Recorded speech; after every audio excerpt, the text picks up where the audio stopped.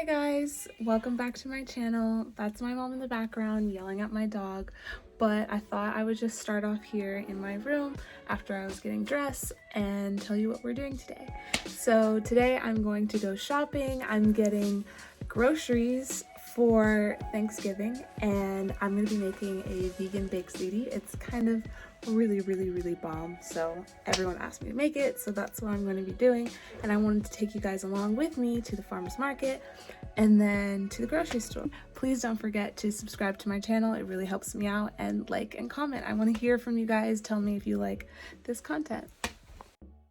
For this trip to the farmer's market, I'm joining my mom. She's going to be getting a few things, but really you're just going to be watching me going to the farmer's market and picking up some tomatoes. So I decided to get a few fresh tomatoes as well as some canned tomatoes. The fresh tomatoes I chose are Roma tomatoes and heirloom tomatoes so that I can get that nice fresh taste. Alright, errand number 1 complete. We're now going to the new Whole Foods. Aren't you so excited? I am so very excited.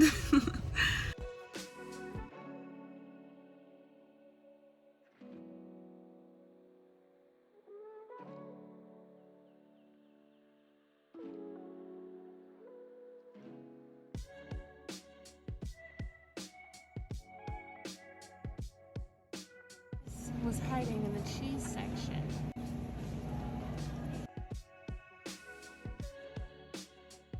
At this point, it started to get really crowded in there. So I got some rigatoni noodles for my ziti, some Beyond Beef, and some plant-based parmesan to complete all of the things I needed. The rest was for my mom. Shout out to Ali Roman for this amazing recipe. I veganized mine and add Beyond Beef. We're gonna start off this recipe with diced tomatoes, tomato paste, and coconut cream. Beyond Beef and Kite Hill ricotta. Some parmesan. I got the Whole Foods one, but I usually get the Follow Your Heart brand. The recipe calls for 1 large onion. This was huge, so I only used half. I use rigatoni because the grooves in rigatoni will really help hold some of that pasta sauce and that cheese, and just, because I feel like the ziti noodle just slides right through, and it'll go in the middle, but it won't, it doesn't stay to the outside. So we wanted to stay to the outside. I got this heirloom tomato. I believe this is a Roma. And if I need more, I'll use these. I love these. These are my favorite. Garlic was gone at the market, so we have to just use this mince that we got from Trader Joe's that we clearly use a lot of. We also need this roasted garlic marinara. One for the pasta. That's what I'm going to use this one for, and this is for the sauce because I'm going to take the pasta out of this and put it in here, and I'm going to need more space. So we're going to take this pot and fill it with some water. Pasta salt that I use all the time. It's not necessarily for pasta, but it's roasted garlic. So all of our tomatoes and the onion. Let's make our tomato sauce. We're just trying to get them small. I like onions, so I don't care if they're not perfectly diced. Matter of fact, I might even put these in a food processor. But then that means more dishes, so. Okay. Recipe is about the cheese and the tomato sauce. So we're putting mad olive oil in here. So much. Wow. Olive oil. Garlic, because again, unfortunately, there was no more garlic left. We're gonna take the onions and put them in there. And shake it in there. Pepper and salt. You want the olive oil onions to get almost basically like translucent. Not brown, but almost, okay? A tablespoon of tomato paste. You're gonna need about 2 tablespoons of that tomato paste. Make sure the tomato paste really gets in the oil. It will really help get rid of that tinny taste. Beyond Meat in there so that the tomato sauce is in, the tomato paste is in there. That is such a horrible thing. That looks so gross, but it's okay. It's delicious. Worry, it won't be this dry. We're about to add in the peeled tomatoes. Diced tomatoes instead of peeled tomatoes because it's the same thing. And the peeled tomatoes that we're going to use, fresh ones that we got from the farmer's market. That's what the first can looks like. And then we will chop and peel our second can. And let's start boiling this water. Water is about to start boiling. Perfect. So, these tomatoes. So I'm just gonna peel it myself. Hopefully this goes as easily as I think it is. And it's not.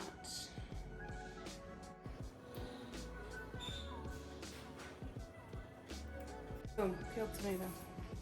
Take the tomato skin off. I just want you to like squeeze them out. Peeling it. Oops. This is hot. So this is hot. Okay. Here's the baby meal. We're gonna add the roasted garlic sauce. Season this, add some salt and pepper and some chili flakes. That's it for about 20 to 30 minutes till it thickens. This is your friendly reminder to keep stirring that pasta. We don't need it to get stuck. Pasta is almost ready. I am going to take a cup for my reserve. This is liquid gold, you guys. Literally, doesn't that look like liquid gold? Helps make everything better at the end. Save that, put that on the side for later. I'm gonna cook the pasta until it's nearly al dente because you want to cook it again in your pasta sauce. This is how you know when it's like white around the edges. It's perfect. I'm gonna clean while I wait for my pasta sauce to cook. Protect your nail polish.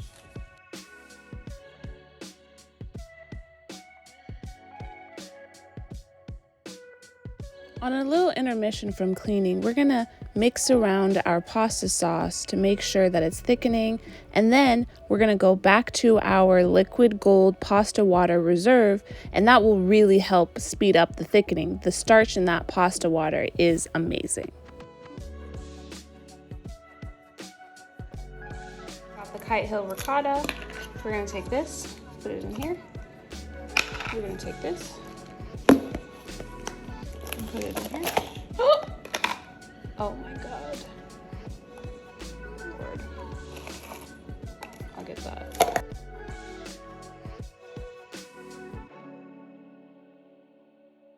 A heavy cream, so that's about half a cup of heavy cream to make sure that it doesn't get all clumpy and weird. And we just mash that together. We're going to season this with salt and pepper. As you see, I don't really put a lot of salt, but I put a lot of pepper. Okay. And now let's mélange. We will mix that.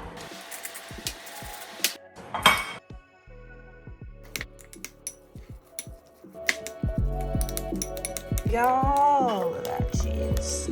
So we're gonna take this mozzarella. I have the miyokos creamery mozzarella, fresh. And I have a J. Michelle on the phone here. And we're going to cut this into squares. This is probably not the correct knife, but that's okay. Doesn't really matter, does it? These are the squares. We're gonna use this later. And finally, we've made it to put it all together. I think this is prep time, but not really. It's more like get it done time.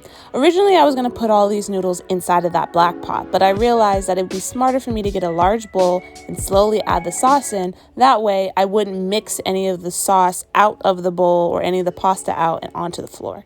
Next step is getting about a cup of pasta sauce just to spread around the bottom, just so that the bottom is evenly coated and that the pasta sauce is everywhere. I'm telling you, the pasta sauce is the best part. Or it could be the cheese or the noodles. It's amazing. Now I'm putting down my first layer. This isn't all of the pasta. It's going to be about 3 layers, so you want it to be thin but evenly coated. Then you're going to move on to your cheese spread. You're going to spread that out all the way across. as another layer. And then shortly after that, you're gonna put in squares of mozzarella across the entire dish. Not all of them, just about a third. And that's it, that's the order. Pasta sauce, noodles, cheese. Accidentally forgot to put some of the sauce in the middle layer, so I had to mix it up. That's why it looks a little funny. And we finish it off with some parmesan all the way across the top. I like to get a little bit heavy-handed. That's not for everyone, but for my pasta, that's how it is.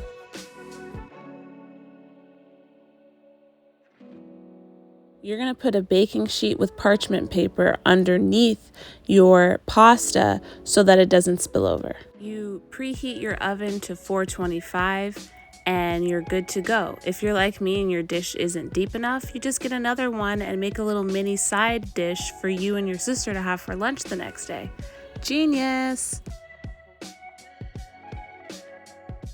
And this is me checking halfway through to see that everything is okay. And it is. If not, I would put foil on top.